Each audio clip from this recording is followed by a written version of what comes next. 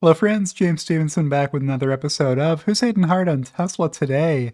This week's hater is Queen of Everything 0003 on TikTok. I'm just gonna have to play her video for you to let you see how hard she's hating on Tesla today. Let's check in with my co-host Loki, who is curled up in bed, sleeping still this morning. Before I share my desktop with you, you can keep an eye on Loki here if he does anything interesting. But what this tweet says from @TeslaSG is when someone is clueless with an emoji covering one eye and the hashtag Tesla. So I've queued this video up to the very beginning so you won't miss a second of it. I'll pause it as we go through and respond to the allegations from Queen of Everything. Tesla is one of the biggest scams, and I can't believe no one talks about it. So when you're sitting there charging your car for an hour to hour and a half because it's a Tesla. An hour to an hour and a half. So I've owned a Tesla for 5 years, and I've never stood around waiting for my Tesla to charge for an hour to an hour and a half. Now, part of that is because I never go on long trips. Most people don't. But yeah, that's not a thing that I'm doing very often. I've only ever visited a supercharger once, and I was there for 20 minutes. So here's the thing. You don't have to go to gas stations anymore when you have an electric car. When you get home, you plug it in.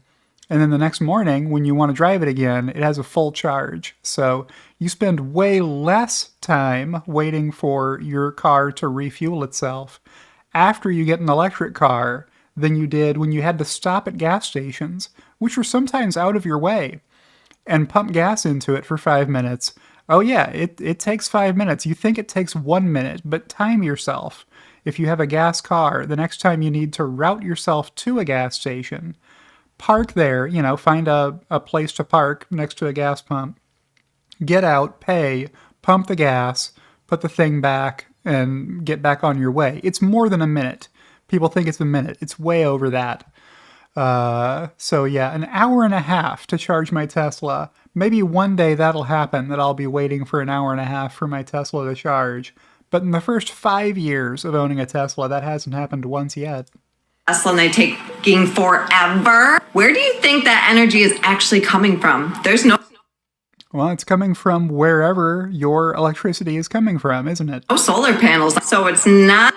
There's no solar panels. Well, there are solar panels if you're charging it at home and you have solar on your roof, right? You're getting 100% clean, pollution-free power into your Tesla if you have solar panels on your roof, and that's how you recharge your car. Not the sun. It's probably not going to come from the wind. So solar and wind are the two fastest growing forms of energy production globally because they've become so much more cost effective, and they continue getting more cost effective every year relative to the enormous, colossal expense of building nuclear power or having to pay for coal or gas power plants and all the regulatory obligations that come along with them. And 27% of it is coal powered. All right, so we're going to read you a comment about why, even if 27% of the electricity comes from burning coal, that's still less pollution than if you drive a gas car that's going to pollute 100% of the time. That's still polluting the environment. The whole point of a Tesla was to be more sustainable, right? Yes, the whole point of Tesla is to be more sustainable, and it is more sustainable to have a vehicle that you can charge with 100% sustainable energy all the time. As the grid gets cleaner over time, that 27% coal will become less. Even if we agree that 27% was the right number in 2014 or whatever year that article was that you just flashed up on the screen for a second, it's been getting smaller every year that passes as more and more of the grid becomes sustainable. Electric vehicles can become zero emission all the way down the long tailpipe theory as the grid becomes sustainable. whereas gasoline cars never will be able to get any cleaner.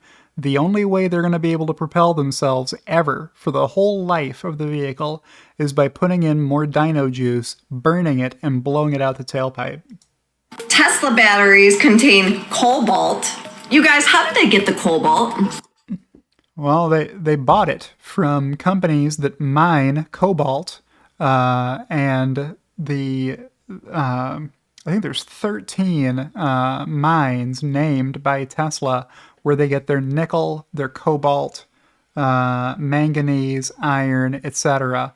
About half of them are in China, some are in Canada, some are in Australia. One, Glencore, is in the Congo, and Glencore has a very staunch anti-child labor policy. They do not buy artisanally mined cobalt, which is a nice way of saying farmed by whoever wants to go dig out cobalt. That stuff does make its way into the global cobalt supply chain, but Tesla is buying theirs from Glencore. Glencore does not buy artisanal cobalt. They use children in the Congo to go in and mine it for them. Well, maybe other companies do. Companies that make your smartphone, they use cobalt.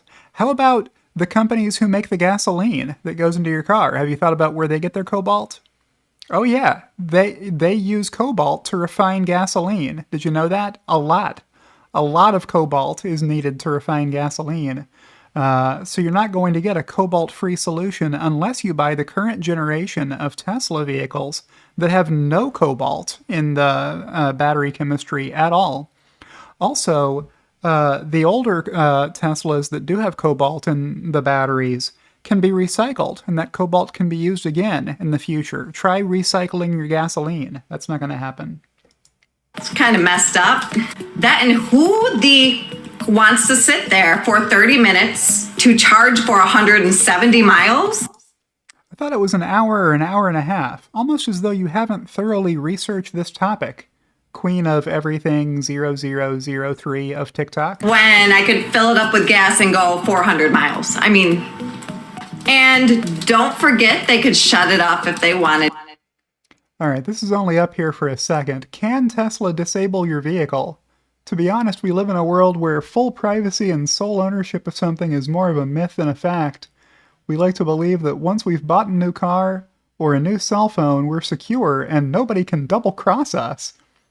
If you use some of your Tesla's car control, Tesla can remotely disable some of its capabilities, such as if you extensively use your car's seat controls, Tesla may deactivate them. Folks, I have never heard of this in my life. I follow Tesla pretty closely. I don't think Tesla is going around disabling people's cars. I've never heard of that at all, but I'm not surprised that you can find an article on the internet somewhere from September 15th, 2022 that says Tesla could shut off your car if they wanted to. It's all about control, guys. Just look who made it. It's called the American Dream because you have to be asleep to believe it. All right, so let's take a look at some of the comments in reply to this video. Here's one from Brooklyn Alex that I wanted to highlight at BrookC_4. Just realized you reposted this content just to add context for anyone that doesn't know the facts. Tesla is one of the biggest scams. I'm sorry, that autoplayed when I scrolled up. 347,000 people saw just this retweet from Tesla SG, so a lot of people are watching this video. Just to add context for anyone that doesn't know the facts, it is important to note that even when charged with electricity from coal-fired power plants, Tesla vehicles still have lower emissions compared to internal combustion vehicles. According to a study conducted by the National Renewable Energy Laboratory, electric vehicles charged with electricity from coal-fired power plants produce fewer emissions than gasoline-powered cars. This is due to the higher efficiency of electric drivetrains compared to internal combustion engines. So what's this say? It says when you make a power plant at industrial scale, it's going to be able to turn coal into electricity more efficiently at enormous factory-size scale than your dumb Honda Civic can turn gasoline into rolling force power for your car. What's your engine in your car mostly doing? It's mostly producing waste heat. Mostly your engine compartment is just getting extremely hot, and you're blowing extremely hot pollution out your tailpipe. Because how could an engine under the hood of your car be more efficient at producing power than a power plant is, right? That was designed to produce enormous amounts of power, and you can run secondary loops on the waste heat produced at a power plant. Use that to make steam, use that steam to turn turbines and produce more electricity off of the waste heat, whereas your car isn't doing anything with the waste heat except getting hotter. And then trying to air cool it or water cool it or whatever. So that was a good comment that I thought was insightful. Let's see who else has popular comments here. Rough Patch said, imagine actually taking advice from her on EVs. Here's the one we just saw. Can't take her seriously. What do you think? Is this ignorance or is this a bad actor? Does this person know that they're spreading lies that they think will be popular so that they can monetize TikTok for popularity or what have you? Before hearing anything, I could guess how ignorant she would be. I was incorrect. She was more ignorant than I thought, said Ryan Scanlon. Jim McPherson, when your IQ equals your waist size. Some of these are just ad hominem attacks, I guess. Yeah.